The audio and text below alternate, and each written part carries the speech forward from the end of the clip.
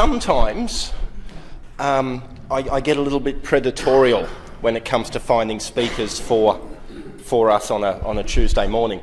So I'll find myself actually sitting in front of the computer at LinkedIn, and up in the top corner there's a little thing that says what's happening to people. You know, this person's had a job for 5 years, this person's done this, that and the other.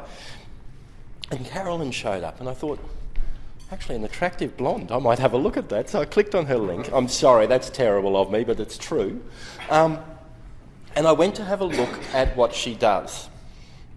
And it said, Concierge. Carolyn, come and tell us exactly what it said.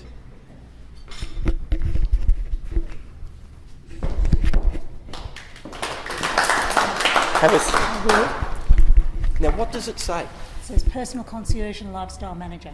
And lifestyle manager. Now that, to me, number one, putting my business hat on, I thought, well, that's really interesting because everyone you talk to is as busy as, and they need a personal concierge and they need a lifestyle manager. I don't know how many of us would admit it, but oh God, I need it.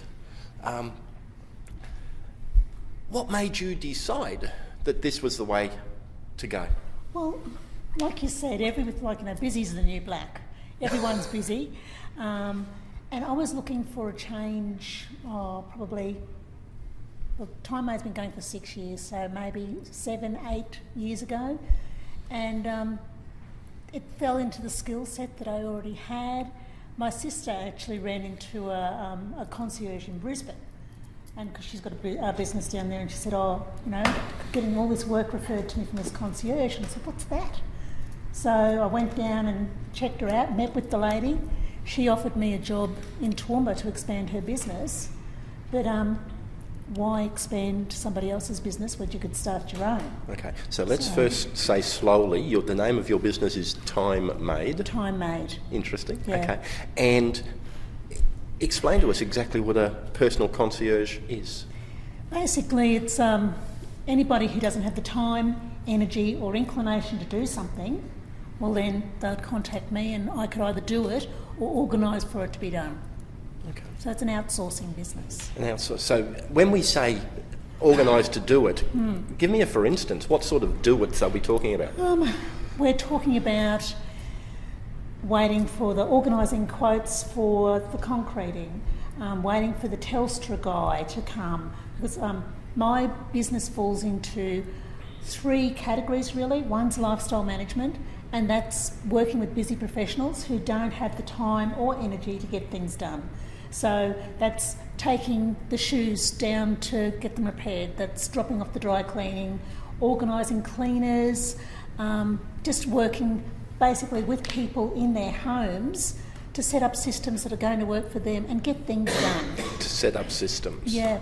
So like that falls into another part of it, which is organising, and that's where I'll work with people decluttering, and that can be in an office, going through and helping set up systems so people aren't doing the same thing over and over and over again, and just so that things run smoothly, or in people's homes, and that can be working with the person and just working out what they need to keep, what they don't need to keep, because we've all got so much stuff, and I always say organised people are just too lazy. So they're lazy, they just want, like me, I like to be organised because I like to just go and get my stuff. I don't want to spend an hour looking for the keys.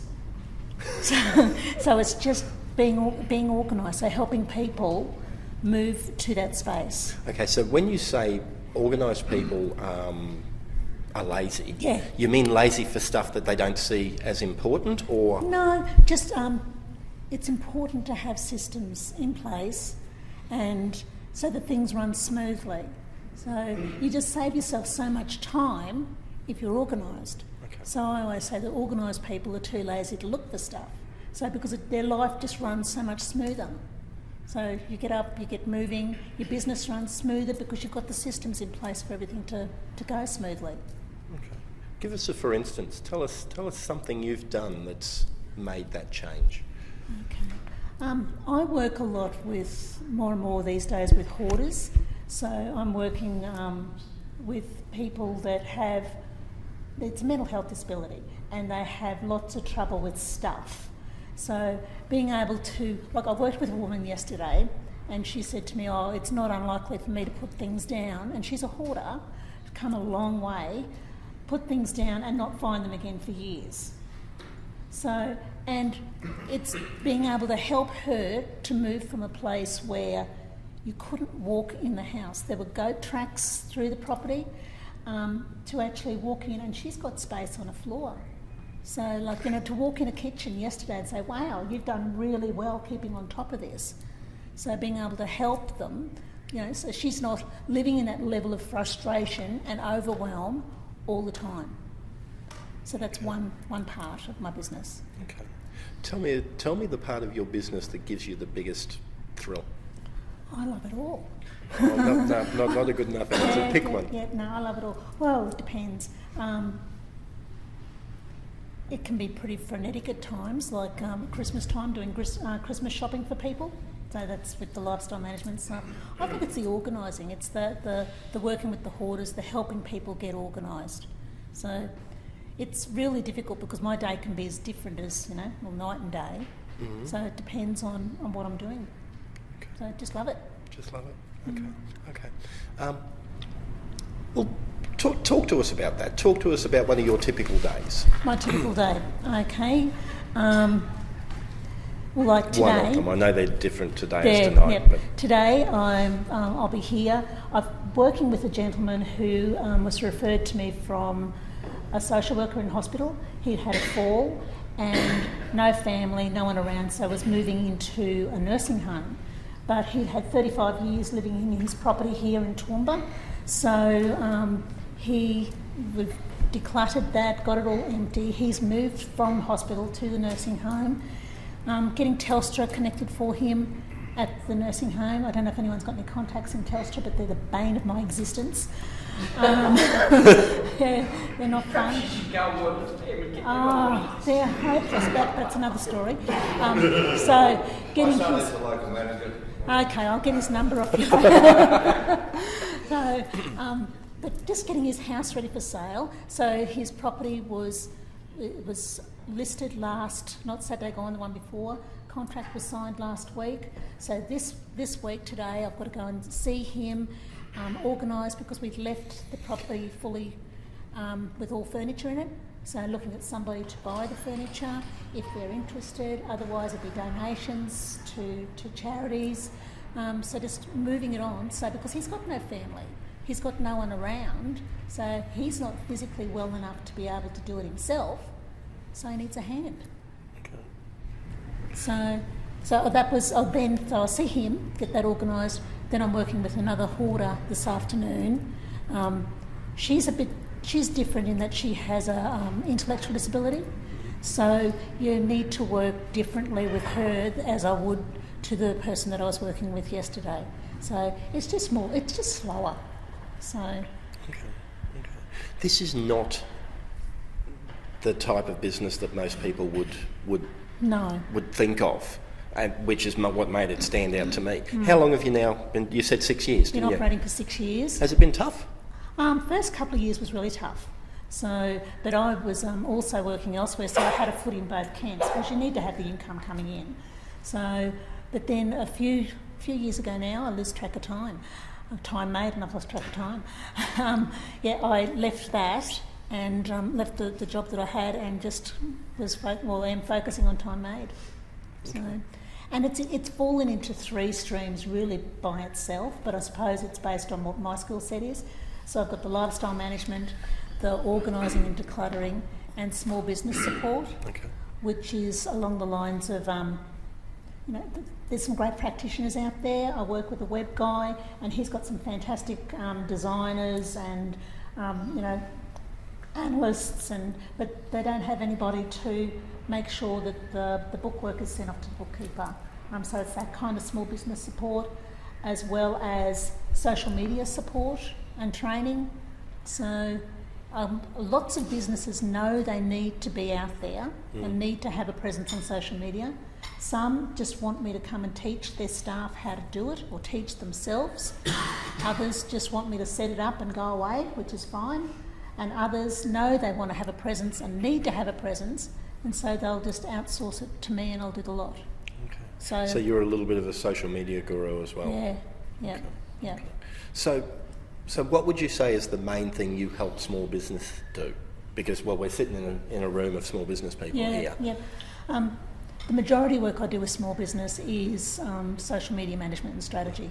Okay. So, but then around Christmas time, I have one guy who sends out gift baskets to his 300 clients. So, and they're just little, you might have received one, gift baskets, little paper, cardboard boxes filled with lollies. So there has to be somebody who will assemble those and put the lollies in and make sure they all get posted. So it depends on what the business person needs. Okay. So it's the kind of thing that if a business had an admin officer, they'd be doing it. But if you just got a business full of practitioners, they're really great at what they do, but they don't have the time to do that other kind of support that they need. Okay. Where to? Where to? Yeah. The dream was, the 5-year plan, which I've passed that, so it hasn't happened, was to... But you're still working on it. Yeah, it's still ticking away in the back, it's thinking about it, is that I think that the business is very franchisable. Oh, okay. So if I was to set up a franchise for it, but I mean, that's just the thought process at the moment, well, has been for a while. So, and just keep going. So because I love it, I've got visions of little, little red time-made cars zipping all around the place, but whether or not that happens, there's a lot to be said to be... With Wally Lewis sitting in the front of one of them? No. There's a lot to be said for being small. Mm. So, but because I think if my own personal feelings are if you grow too quickly, well then it's just a problem. And, do you need it? Oh, so, Kevin, quick question. Sure. You described some areas where you're sort of involved in social welfare, Yeah. with handicapped and disabled. You also mentioned you need to keep the income coming in. What is the basis of your charging system? How do you make a living? I work on an hourly rate with the people that I'm working with hoarding. It's the majority of the work comes through Red Cross, and they've got funding at the moment for and it's non-recurrent, so you never know when it's going to finish, for people at risk of homelessness. So usually when they come to my attention, I'm not there because they want my assistance. I'm there because Queensland Housing or someone's told them, if you don't fix this up, you're going to be evicted. So, you're coming in when they're not happy, and just you need to work with these people and make sure that I'm there to work with them, not to tell them what they can and can't do. Plus, I've got a history in working in disability services and in, don't hold it against me, a long history in government. So... Oh, you didn't tell me that. I wouldn't be sitting here if I told you that. Yeah. But, I'm aware of the like, when I'm working with hoarders, there's usually a psychologist involved because I'm not a psychologist and I don't need to make things worse for anybody. So, does that... Yep. Is there any competitors? Are there any competitors? There's been a few come and go, but I just must have a bit of tenacity or something because there's another two professional organisers that I know of. Here in Toowoomba? Here in Toowoomba. Okay. One's just moved from Brisbane. The other one, she does more, I don't think she does as much hands-on stuff, so she does more training. And the Concierge, no, there's been a few that have come and gone, but they haven't stayed. I think you found the niche, like with working with the communities as well. Yeah. Plus, like, as you know, David, I've had a long history with disability services, and it's just working with organisations that really need it. Can you differentiate for me between personal concierge and time management? I didn't really touch on the time management, did I? I also work with people and help them get control of their calendar. If they haven't got control of their calendar, they haven't got control of anything. So time management, it's talking to people Just trying to think how can I best explain it. Personal concierge is more the support, the running around, the time, and so it's more reactive. The time management is more proactive, helping people get in control of, their lives, their systems, their work, their homes. So if I was to say to you, I think my calendar actually controls me more than me controlling my calendar, is that sort of common? Yep. And I'd say to you, okay, what do you want out of your calendar? I know that sounds warm and fuzzy, but it does sound warm and fuzzy. But that's my disability side coming through. But what do you want out of your calendar? What's the goal? Where do you want to go? Okay, let's set up your calendar into zones, have different times, have blocks. I was speaking to a woman yesterday. I said, yep, you might want to get all this stuff done, but you've got to be realistic with your time. If you're only scheduling half an hour for something that's going to take 3, it's never going to work. And to set realistic blocks of time, it takes, I think it's something like 20 minutes to get your focus on a job, and then if you're interrupted, it'll take you another 20 to get back into it. So schedule decent blocks of time to do certain tasks. So that's the time management side. That's the time management side. Okay. Okay, well, let's look around the room and we'll pick Richard, who runs a printing business, which prints a lot of stuff. He's got half a dozen employees. No. He's got 3 of them printing and doing as much work as half a dozen people. So his calendar guaranteed controls him. What could we do for him? It's very individualised. It's sitting down and saying, okay, show me what you're doing. Show me your calendar. Okay, is there anything on there that you don't want to be doing? Is there anything that can be delegated? Lots of people are control freaks, not saying that you are, Richard, but lots of people are. You know him, don't you? Yeah, and there's certain parts of business that people don't want to give out. Yeah, but if you're going to, somebody said to me once, if you're going to do everything yourself, well then you've got a rod for your own back. So it's really about looking at what's important and how it fits in your calendar. How does it fit in your diary? So let's pick on him again. Social media. He's in that type of a business that really every small business person in town needs him. Yep. What should he be doing social media wise? I'm not sure what you're already doing, Richard. I'm assuming that you're on Facebook and LinkedIn. Yep. Do you have something going out every day? No, not something going out every day. No. So do you have certain areas that you promote? Do you have different promotions or different specials? Or we do have monthly specials, and that's the stuff which we put on Facebook. And as far as I'm aware, my son is on LinkedIn. He talks about that. I think I've met your son at the LinkedIn networking group. Yep. So So you think daily updates, is that what they're called? Yeah, daily. On social media is important for... Well, it's front of mind. It's keeping yourself front of mind in front of people, but it's not as onerous as you might think it is. So it's like looking at having a plan. So I used to say to people, like businesses, look at your 12 months, but that's usually too big for people to comprehend. So even if you look at 3 months, what products, what theme do you want to promote for that 3 months?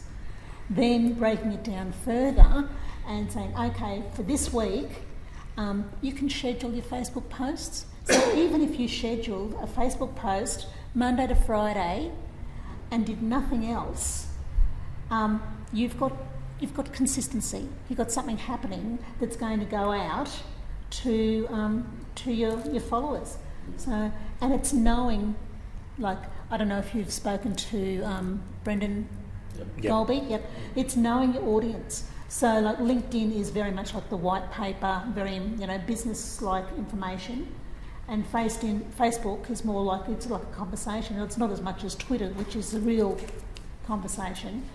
But just being consistent and synchronising things, linking things. You can link that anything you put on LinkedIn automatically goes to Facebook. So would you not be concerned about being in people's face too often? Because if you every day people just I wouldn't put something on LinkedIn every day, but I would schedule to have something on Facebook every day, because the way that the news feeds work is that they go through pretty quickly. And you would have seen, as administrator of your own pages, that yes, just say you've got 600 likes, but yet only 25 see it. So with the reach. So it really, to keep yourself out there in front of mind, you're not going to be able to make contact with the way that Facebook have their algorithm set up with all 600 people. So what I say to people is schedule your posts and mix it up like what post you're putting out there. So it's not all sell, sell, sell. It's really about people want to know that they want to do business with people they know, like and trust. And it's just showing the face behind the business. I agree with that, because quite often when we put information on different printing hints, we get more response from that. Absolutely. You educate them, so they feel better about that. It's the social proof, and it's the sharing of information. And I put out on Mondays, except I didn't do it this week, Mondays I have time tips, and Thursdays I have organising tips. So I have different things happen on different days, but it's always the same. And I get more reaction and more comments on those, and the reach goes further, because it's sharing the information, it's educating. And even if the people aren't going to do it, it's putting yourself social proof in front of your audience, so that keep yourself front of mind. Time for questions.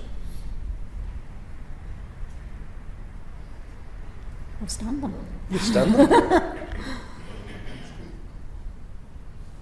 There must, from your perspective, you must have to have a lot of, I won't say self-control is the wrong word, but what checks and balances, if somebody uses your services, that you are sound and reputable, shall we say? Is that just from history, or is it from recommendations from other people? It's usually from recommendations. Like I was saying, I don't do any advertising other than networking, talking to people. It's word of mouth, and from a history. So, but it's things like when you're talking social media. If I'm looking after the whole lot, I'll have a monthly strategy meeting with the business owner, just to make sure that I'm putting out the tone and exactly what it is that the business wants, because it's not your business according to Carolyn. It has to be representative of what your business is. So constant contact with my clients to make sure that they're happy with the direction it's going, and if there's anything else that I need to do that I'm not doing. But how do you get the like if you're going into a hoarder's place? Yep. How do you reassure them, or how do they get confidence in you, knowing that you're going to do the right thing by them? It's a time thing. It's really slow when you're working so with. You have to build a relationship. Absolutely. Because I can't just walk into somebody's house and say, okay, that's got to go, that's got to go. It's really about working with the person, because that gets with the anxiety levels of having to discard anything.